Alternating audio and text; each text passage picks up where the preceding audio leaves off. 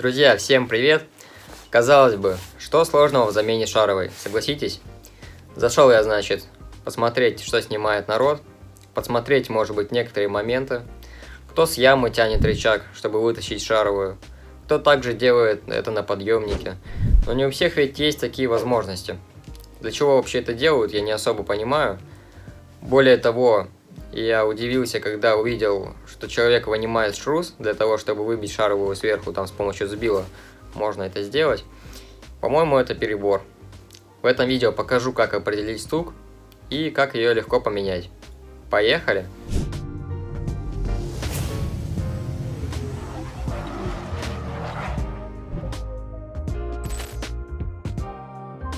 Начнем с очень важного нюанса.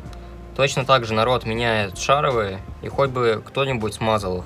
Не скажу, конечно, за всех, но посмотрев первые около 5 роликов в топе, я не видел, чтобы кто-то их смазывал. Взял я вот такую вот шаровую, моговскую, вышла на 500 рублей. Самую дешевую не стал брать, там они начинаются около 300 рублей, а ваговская в районе 800, что тоже дороговато. Итак, самое основное, надо ее смазать. Тогда она походит подольше. Для этого подковыриваем вот так вот хомутик. Можно, в принципе, отверткой снять, и так очень удобно это делать вот такой стяжкой, самой обычной. Снять можно, по крайней мере, отверткой, но одевать ее будет неудобно. Вот так вот вокруг прокрутили. И хомутик снят.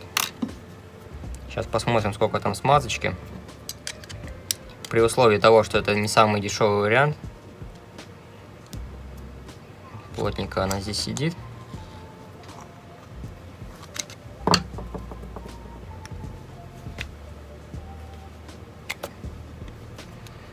Ну и, собственно, можете убедиться в том, что смазки здесь нету почти совсем.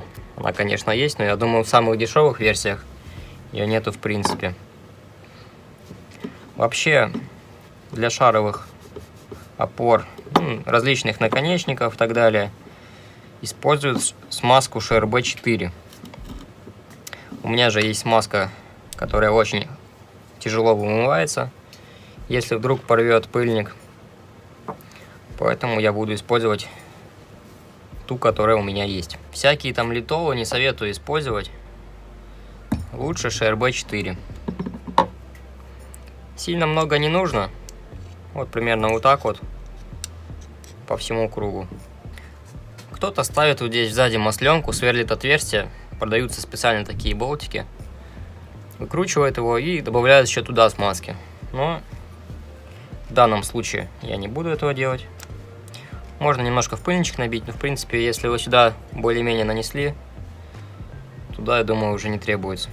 Все, одели пыльничек, теперь берем хомут, так называемый, и вот таким вот образом проследили, чтобы он хорошо садился на свое место. Так бывает, соскальзывает. И вот таким вот движением вокруг он обратно хорошо садится. Смотрим, чтобы везде хорошо сел. Здесь не нужно ее утапливать сильно вниз. Когда шаровая сядет на свое место, она подожмется как ей надо. Как вообще стучит шаровая? Обычно она проявляет себя на кочках. Такой неприятный стук, как будто у вас что-то уже отвалится сейчас. Просто берете монтажку и подсовываете любое место, где можно вот так вот упереть саму шаровую, рычаг от кулака. Просто я взял отвертку и видно, как она шатается. От того, что разбила шаровую, уже пошел рулевой наконечник. Вот видно, как он лифтит. Тягу пока не разбила, поэтому если у вас какой-то элемент подвески засвечал, желательно сразу его устранять, для того, чтобы не получилось цепной реакции и не пришлось потом менять целую подвеску. Следующим шагом откручиваем втулку стабилизатора, для того, чтобы нам можно было потом опустить рычаг, не тянуть там всякими неудобными способами. У меня машина сейчас поддомкрачена на другой домкрат, и я просто поднял рычаг для того, чтобы ослабить напряжение втулки. Если будете откручивать, когда у вас рычаг будет провисать, то можно либо сорвать, либо у вас просто эта втулка слетит с тяги. Поэтому домкратим. Все, втулка у нас освобождена. Видим вот здесь вот гайку, которая держит шаровую опору. Вот эти три пока не нужно откручивать. Естественно, все заранее пробрызгиваем ВДшкой, либо любой проникающей смазкой. И необходимо открутить вот эту гайку. С той стороны можно не удерживать, потому что там все заржавело. Конечно же, если вы давно не откручивали ее. Как откручиваю я? Взял головку на 17, поворотный вот этот карданчик, небольшой удлинитель и трещотка, которая у меня не работает. Вот таким способом упираюсь в рулевой наконечник, добавляю трубу подлиннее и вот такими вот покачивающимися движениями необходимо сорвать гайку. Как делаю лично я? Не до конца открутил саму гайку, то есть она там наживлена на пару витков. Наставляю какой-нибудь подлиннейший удлинитель и буду молотком потяжелее выбивать этот болт в ту сторону. Если таким образом выбить не получается, надо снимать скобу суппорта, здесь один болт и наверху точно такой же. После чего уже можно будет подобраться к этому болту, который с обратной стороны держащий шаровую опору. Сейчас посмотрим, что получится у меня, и дальше покажу, что надо делать. Возникла у меня здесь небольшая проблемка по выбиванию этого болта, но спустя около 30 минут я ее решил.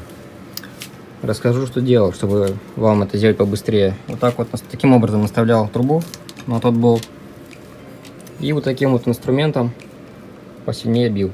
Жалко, мне нет побольше кувалдочки. Я думаю, что намного быстрее бы решился этот вопрос. Не думал, что я настолько там сильно все заржавело. Берем горелочку и прогреваем хорошенько вот в это место. То есть пыльничек будет сгорать, но он нам уже не понадобится. Погреваем сам болт. И ну вот то место, я думаю, вы поняли. Греем осторожно, чтобы не задеть пыльник шруза. Точно так же с этой стороны. Я грел вот в это вот место, прогревал вот здесь, здесь, ну и вот он, болт вышел. Получился тут небольшой нюанс. Пришлось скидывать суппорт. Для этого откручиваем здесь болт и снизу такой же. Это я сделал для удобства того, чтобы показать вам. И дальше откручиваем болт скобы. Как бы не знаю, может быть бы он и не помешал. Но смотрите, получается, мы вытаскиваем этот болт. И немножко там еще есть резьбы. Пока этот болт не открутите, этот болт не достать. Не достать будет шаровую. Не знаю, может быть. И все-таки он бы не помешал. Точно так же прогрел хорошенько вот это место. И просто накидным ключом, слегка подбив по ключу, на удивление он легко пошел. Дальше вернул болт на скобу. Подомкратил все это дело. Не забываем, что тяга стабилизатора у нас откручена. Там у меня стоит второй домкрат. И вот таким вот методом, видно, что она уже немножко вылезла. Верх монтажки упирается в сам кулак, а низ упирается на болт крепления шаровой опоры. И таким образом заводим под бампер монтажку и просто ногой надавливаем. Она потихонечку вылазит оттуда. Еще необходимо зубилом, либо какой-нибудь толстенькой отверткой вот в это место побить, чтобы расширить само место крепления. По сути, когда вы уже стронули ее с места, можно спокойно опускать домкрат, и она уже сама вылезет. Вот такой вот стук, такая вот болталка, просто она мертвая уже. Теперь откручиваем 3 болта снизу, сверху трогать не нужно, здесь приваренные гайки. Вот для понятия, это в комплекте идет новое крепление сверху. Откручиваем снизу болтики, идут также новенькие. И ставим новую шаровую. Сначала шаровую вставляем в кулак, а после уже в рычаг. Так будет намного проще.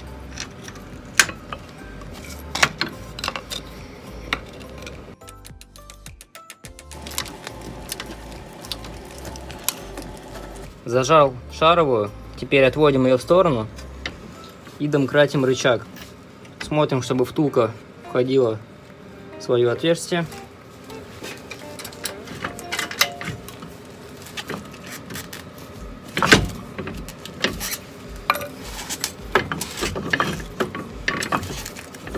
Может показаться, что вам ее не вставить, но по факту там в рычаге есть специальные пазы по форме как раз вот этой шаровой. То есть просто с этой стороны берем отвертку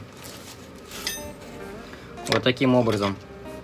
Ну, либо с той стороны, смотря куда у вас шаровая будет смотреть. И вот сюда подбиваем ее, чтобы она попала в свой паз.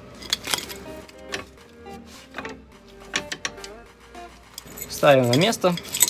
Перед закручиванием болтов я советую смазать их хотя бы графитовой смазкой, для того, чтобы в следующий раз было легче откручивать. Очень удобно центровать сам болт с помощью отвертки. Если вам вдруг не попасть, снизу вот так вот берете отвертку, шаровую пошевелили, и болт уже легко закручивается. Пришло время к установке стабилизатора. У кого-то могут возникнуть проблемы с установкой этой резинки. Я лично беру вот так вот двумя пальцами, прижимаю ее и без шайбы закручиваю гайку. Там примерно один виток будет. Закручиваю до конца, резинка усаживается на свое место, откручиваю гайку и уже ставлю шайбочку. Затягивать нужно на поднятом рычаге. Ну, либо можете поставить колесо, это будет уже неудобно. И тогда уже полностью затягиваете, чтобы не провисало ничего. Дальше закручиваем скобу, утапливаем суппорт. Я лично пользуюсь таким методом. Ставлю колодочку. При замене старых колодок сделаю такой съемник. Кому интересно, можете по ссылочке глянуть видео. Ставим съемник и утапливаем поршень. Ну, как устанавливать суппорт, я думаю, показывать тут нет смысла. Колодки поставили и на 2 болта закрутили.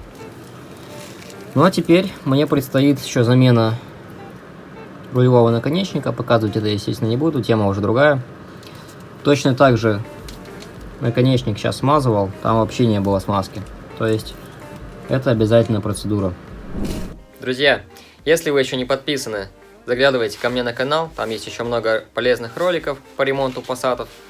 Думаю, получится немного кривоватый монтаж ролика, не судите строго. Шаровую на Пассате менял в первый раз. Но в то же время встретился со всеми проблемами, что в какой-то мере будет полезно для вас. Также не пожалейте поставить лайк, буду вам очень благодарен. Оставляйте свои комментарии, все читаю. Ну и подписывайтесь на канал, чтобы не пропустить новые ролики. Спасибо за внимание и пока!